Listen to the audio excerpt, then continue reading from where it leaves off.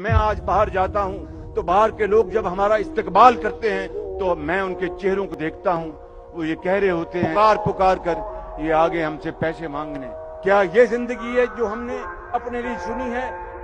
جب پاکستان کا سربراہ جاتا ہے باہر کے ملک میں تو ان کے پاس ہر چیز اس کے اوپر آ جاتی ہے کہ اس کی تعلیم کیا ہے، اس کی سیاست میں کیا اس کا پوزیشن ہے، کیا یہ ایماندار ہے یا نہیں۔ اور جب ان کو یہ پتا چلتا ہے کہ ہمارے وزیر اعظم کی اربوں ڈالر کی پراپرٹیز باہر پڑی ہیں، یہ یاد رکھیں کہ ان کی ایجنسیز مکمل طور پہ بتا دیتی ہیں کہ ان کے پیسے کدھر ہیں۔ ان کی لندن میں تو کیا پاکستان میں بھی کوئی پراپرٹی، ان کو سب پتا چل جاتا ہے۔ ان کے پاس ایک ایک چیز ہوتی ہے۔